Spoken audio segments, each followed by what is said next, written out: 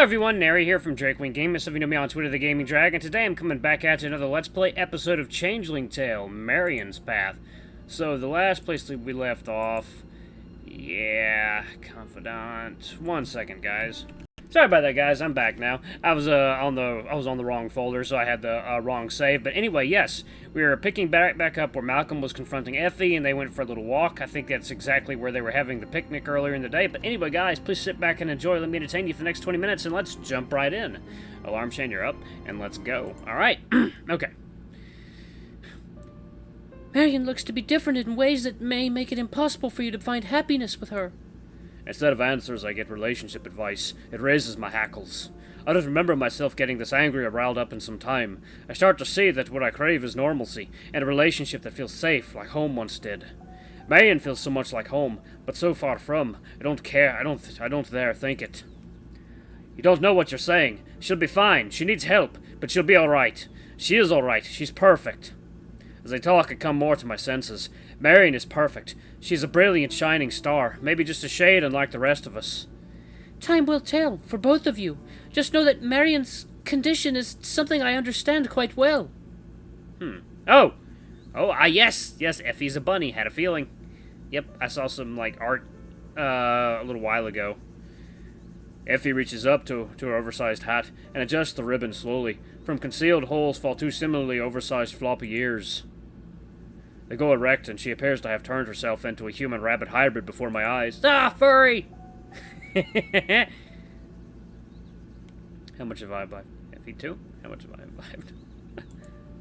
I gasp, but I don't move an inch, frozen by the sight. Effie! You too? Two animal people in one day. I whip my head around to make sure no one can see us. It makes the world spin. This is what you needed to see. Me? What about Marion? I don't think she'd take kindly to me. But what is going on? How did you get ears? Ha! You have them yourself, Malcolm. Yours are just less... fluffy. Aye! These ears of hers. They're two new pieces to a puzzle. One I worry I might be solving. What if this has nothing to do with curses or frivolity and everything to do with magic? I'm taken back to childhood stories of wonder. This can't be real, though, can it? This is all Faye doing. Are you magic, Effie? Magic? Why ever would you ask that? Well, how long have you had your lovely appendages?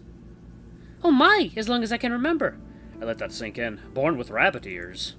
And your family, they too? Oh. Effie keeps her gaze on the water. I wouldn't know. My heart drops. I suddenly feel quite guilty for how I've been treating this poor girl. Confusion and frustration are no excuse. I'm sorry. Oh? Malcolm, you asked if you could help Marion. Her eyes look onto mine and I feel a chill run through me. The truth is, I wouldn't know how. I don't believe that, Effie. This can't be a coincidence. There's something special about you, about both of you, more than your... I tilt my head, still mesmerized by her ears. You have a kind heart, one that indeed mirrors Marion's. Thank you, Malcolm, but... Once more she looks away, and I fear I will not get any more answers, certainly not the ones I want. If you're asking for guidance about magic, I have little to offer but proof of its existence. My advice is take matters into your own hands, Malcolm. Accept reality, but welcome the unexpected. Tell Marion the same. It's magic that gives us the strength to do that. Oh. Effie starts to step away from me in our conversation. I want to stop her just as much as I want to see her gone. Wait, I open my mouth in protest, but close it and choke down every complaint, fear, and question. If you need me, I'll be here. But we can't avoid our fates, Malcolm. Not Marion, not you, not me. She gives me one last smile before walking off down the path, turning only to say one thing. Wits for you. As she disappears, I mutter under my breath, "No go past ye." Ooh, how the mystery deepens. Well, we find out that Effie's a rabbit girl. Oh my. I really hope you get to romance Effie at some point. She's absolutely adorable, and she deserves love. She deserves some man meat. No, she deserves a nice man who will, a fairy home companion. In a stupor, I throw myself into my labors for nearly 2 days, stopping only to empty several gallon jugs of water and my bladder. Gran's concern quickly becomes apparent. There's fear in her tone with which I'm not familiar, but I don't know what to tell her, so I say little at all. She leaves me alone for a time, but I can see it eats at her. While I should be placating her worry, I know I'm only making it worse. Eventually I hobble into the kitchen and drink another large pitcher of water. The aches within me dissipate slowly, and I see Gran's shadow by the table. Are you well? Decidedly not, Gran, with apologies. No need. I hate seeing you upset. My best guess was that you received a broken heart and didn't need your old Gran meddling in your affairs. Gran, you're always welcome to meddle. Oh. I give her a huge hug, and my heart starts to feel lighter, though I still can't quiet my brain. Over some tea and toast, I ask her what's on my mind. I ask her what's on my mind. Gran, do you happen to know a girl in town named Effie? She's petite, a bit of a skittish sort, brown hair, large spectacles. Oh, let me rack my old brain. Brown hair, glasses, how old? I'd say she's about my age, maybe a tad younger, I can't say for sure. No, it's the name that doesn't ring a bell. Description sounds like a little bit like Maggie Tight's oldest Gemma, I'm not sure which one. But she's anything but petite, half the size of a bull steer, I reckon. That's fine, Gran. Who is she, this Effie? Well, that's hard to say. I've bumped into her in town several times. She's social, friendly, but a bit too chatty if you ask me. Gran's face drops as if realizing something. You don't have eyes for her, do you? Miss Marion would not take a liking to that. Rest assured, Effie does not have my gaze, nor does Marion know about her. I was simply asking Gran. You know how many know her? Bulgaire. Jessie would have to. Were she still? You know who may know her? Bulgaire. Jessie would have too. Were she still here? Well, I may ask around. I hesitate before asking the next question, thinking how to phrase it properly. You're fiddling with your toast, Malcolm. What's it done to harm ye? Oh, I'm sorry, Gran. Apologies to you as well, Pumpernickel. I take a deep breath. Gran, do you actually believe in magic? Like, magical sorts of things? I've heard you talk about it frequently, and I don't know for sure if it's in jest. Well, that's an odd one for the morn, but not the oddest I've heard at this hour. Gran frowns and smiles, clasping her hands together. I'm more taken aback at how forthright she is in answering than I am hearing in the answer itself. There's much that can't be explained, my boy. Magic, fairy mischief, witchcraft, it has many names and comes in as many forms as there are stories about it. I can't say for sure what I believe, but I believe in something. She pauses and starts laughing out loud. You know, I wished for a pair of fairy wings as a child. What a thing. I can't say I blame you. Would be a treasure, no?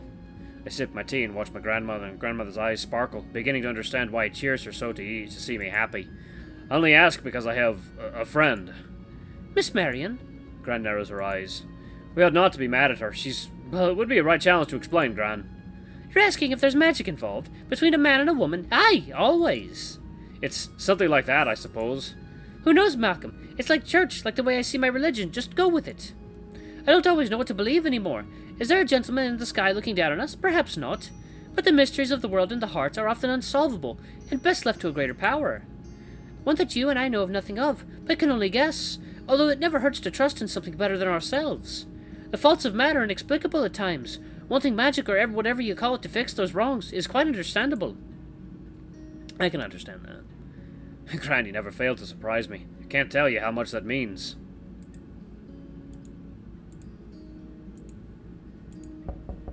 A knock on the door comes as Gran offers one last bit of advice. Whether you call it God or a fairy king, we all want to solve our own problems, but in my experience it rarely will. Sometimes we're just on our own, and that's perfectly alright. Take matters into your own hands, Malcolm. Gran heads to the door. A few seconds later, her voice calls out to me. Malcolm, a friend is here to see you. Oh boy. What do we got? Oh, whoa, what's this? Oh! Ah! I see something there. Standing in the open threshold is Marion. Her smile is faint but visible. She shines still, brighter than any moonglow. Gran walks past me and heads to her room, whispering in my ear. Let me know if she needs a good whomping. Nah. I laugh, even though I'm blinded by fear and Marion's misty-eyed face. I'm comforted by Gran's humour. It's certainly what I'll need to get by. There's Marion. There, Marion and I stand face to face, a few steps apart. Please, come in. My, she couldn't look more lovely, peaceful even. Do you mind stepping outside? I don't believe your Gran wants me around. Oh, yes, of course. 1 second, guys. Okay. I had to scratch. We walk to the stone wall where we just sat days earlier. Marion's heady lilac scent fills the air around us. A bee lands gently on her sleeve, taking a break from its daily roundings to rest its wings. Marion looks at it wistfully. At least one creature is happy to see me. Oh, more than one, Marion. I can't help myself. I take her hand in mine and caress her open palm. I've missed you. Oh, how I've missed you. Oh, I'm gonna kiss her. My urge to embrace her is met with hesitation, then enthusiasm. The bee departs for other flowers as I hold her tight, and she squeezes my body back fiercely. Well, you wrap them fucking lips around her mouth.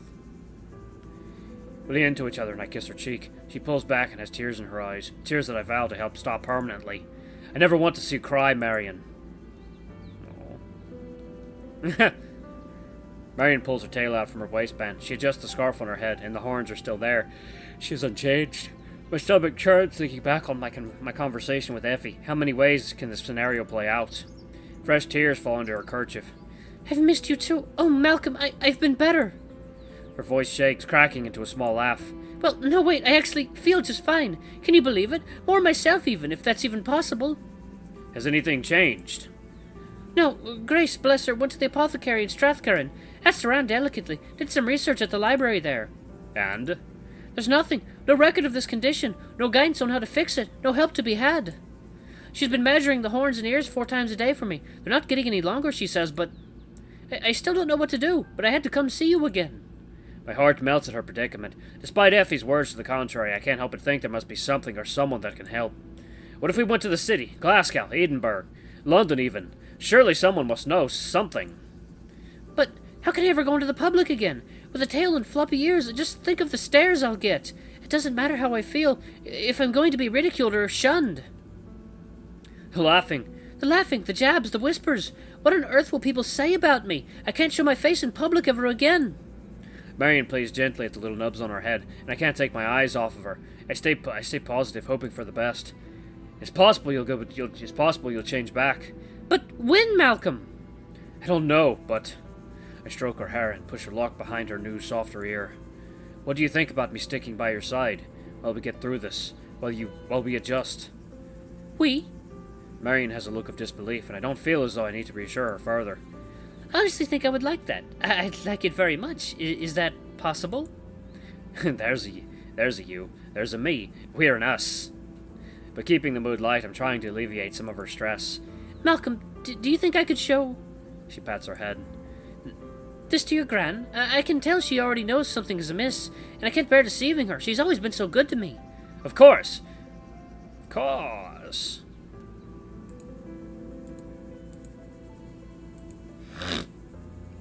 Of course. I'm sure in all her years she's seen stranger things than this. Plus she's always got a piece of advice, whether it's needed or not. Like, drink less milk? Marion smiles weakly, and I laugh and reassure her. Believe it or not, sometimes her wisdom is even wise. Stay right here, I'll go get her. I'm sure Gran will be fine with it. I walk back to the house where it is strangely quiet. Had Gran gone to bed? I swing the door open and hear a yelp. Ouch, Malcolm! She's been listening the whole damn time. Had a feeling. Knows the grannies. Gran is caught between the door and the wall. Oh no! Are you alright? I'm so sorry. I'm fine. I wasn't snooping, I tell ye. A likely story. I roll my eyes. Come with me. Marion and I need a bit of your good advice. Aye, now that's what I'm here for. Hit your damn grandmother with the door. It's so funny. I bring Gran to the stone wall where Marion is sitting and fidgeting with her skirt. When Marion stands to receive Gran is a bit reluctant to greet her. Hello, Marion. Gran sounds stern and off-putting, an unusual tone to hear from such a normally genial woman. I'm not worried that Marion's reveal may upset her. Hello, Mrs. Campbell. Gran relaxes. Always Agnes, dear. No need for formalities here, even under the circumstances. What circumstances? Marion looks to me for an answer. Marion, my Gran here believes you have left me heartbroken. Perhaps we can set her straight on the matter. Oh my apologies, Agnes. I didn't mean, I would never hurt Malcolm, not intentionally. He's much too dear to my heart. Just hearing those words makes my heart beat faster, and the plea must have softened Gran's heart as well. Oh, Miss Marion, you're a love, aren't you? Come here to Agnes. Gran pulls Marion in close, a bit too fast. Marion holds on to Gran for dear life as she's smothered in affection. Unfortunately, Marion's kerchief goes askew and Gran reaches for it as she releases Marion. Oh, my goodness gracious! Marion tries to put the kerchief back on, but it's too late. The horns and cow ears are out in the open. A bit early for the heifer parade, don't you think? I intervene. Herein lies the need for your customary good counsel, Gran. It seems as though Marion has sprouted a new set of... fashionable headwear. That's one way to put it. Oh, Marion, when did this happen? Are you feeling all right? Gran and Marion go through a similar conversation to the one shared with Grace and myself just a day before. From it, very little is decided. I dare not share any of the fairy stories my grandmother used to tell me. For every happy ending there is a sinister one. Yes, let's steer clear of that. I chuckle at my own pun, but see no one else is laughing. Are there no hints, no old wives' tales that indicate what this could be? It's certainly not something you catch from the herd, or the whole town would have caught it by now. Aye, give me a minute, let me think. Gran gets up and goes inside. She returns carrying a large tome. Oh, yes. Bairds. Let's consult Baird's. The florid script upon the cover reads, Baird's unabridged compendium of fairy lore. Rhymes, myths, and legends of Scotch tradition. Gran, where did you get this? Every child grew up with Baird's. It's what's got it all to sleep at night, and gave us the willies and shivers. I saved you the horror, and read you the jolly fairy tales. Now let's put it to good use, or at least try. Start scouring. Oh. The old binding crackles in a protest as we flip and skim the pages furiously. Wait, what's a changeling? A child surreptitiously exchanged for another. No, that wouldn't make sense. You're hardly a child. You're right, keep reading. Ah. Fairy ladies. There you are, a poocha. Book what? Animal spirits, my dear. Oft have traits of a domestic animal, such as ears or a tail. My sweaty tails here. What does it say?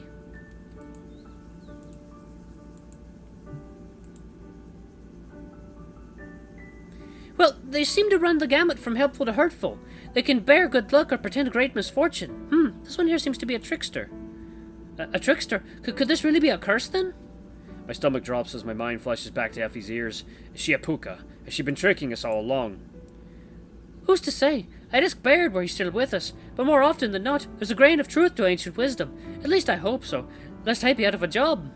Agnes squints at the tiny text. This tale is about a puka who helped a farmer one mill his crop, and this one befriended a man, but no one believed him because the puka was invisible. Thrown in the madhouse he was. That's horrible. That's nothing, lass. This one, oh my, this puka lured unsuspecting men off the road to devour them. Ha! Oh, these fairy tales. Marion's face goes quite pale. This exercise is exasperating her fears instead of containing them. Let's close the book for now. There are no reasonable answers. It's getting late for me anyway. Yeah, a lot of them furry women are pretty good at devouring men, that's for sure. The three of us close up the book and Gran kisses Marion on the head. You'll be fine, good girl. If the fairies made you this way, it's for a reason. Ours is not to reason why. Oh. We bid our goodnights to Gran, but as she heads back toward the house, a thought pops into my mind, something left unaddressed. Gran, if you could, please, don't, Gossip in the pews? Don't worry, I should be able to keep it a secret. Rabina's boys and Moroc's flirting will keep us all entertained for the time being. Marion, my darling, you're loved, you're protected. Someone or something is watching over you, as are we. May your dreams let you rest easy tonight. Oh. Once Gran closes the door, we are left with just the humming of the insects and the chirping of birds. The quiet is welcome. Would you be up for a walk? Yes, please. Oh. This visual novel just warms my heart. We wander in the late spring warmth and the air is refreshing. As we pause at the overlook, I take hold of Marion's hand and press it to my heart. She looks calm. I don't want to get my hopes up, but Grace keeps trying to convince me it will get better, or at least that it won't get any worse. Sisterly intuition. I wouldn't discount it. We're already well into uncharted territory. There are flimsier things on which to base our faith. I guess, but I'm so nervous about everything. I've lost my sister and a great deal of income. And what have I gained? A tail? And a boyfriend. And a boyfriend. Her face lights up. Really? Yes, I hope so. A boyfriend? I never thought I would hear that word in my life. A boyfriend and a tail. I guess I'll take it. So you'll be my girlfriend? Of course, Malcolm. It would be an honor. This has been the most insane week of my life. I don't know how you'll be able to put up with me, but if you're really willing, I'll be by your side. We fall back into conversation, keeping it light, like our demeanors. It's amazing she's able to stay so down to earth. Aww, it's adorable. Get tail. Behind her skirt, I see a little wiggling. Her tail moves to and fro, and the movement is at once hilarious, adorable, and utterly confusing. Does it mean she's happy? If so, if I had a tail, would it be wagging too? Marion, my heart leapt when you came to the door earlier. I knew I'd see you again, but I didn't know when. I'm sorry. I didn't mean to keep you waiting. I'm as nervous about us as I am about... She taps her head. Well, you know. I plant a kiss on her forehead. My hand goes to her ears, and I'm still taken aback when I feel felt like fur instead of skin. Her ears are much longer than the last time. I can tell by touch alone. That means the measurements Grace has been taking. Alright, I'm gonna pause it right there. That's been another episode of Changeling Tale. Thank you guys so much for watching. Don't forget to like, comment, subscribe, ring that notification bell. Leave a super thanks if you can. It always helps. Until the next video, I love you all. I'll see you next time. Bye-bye!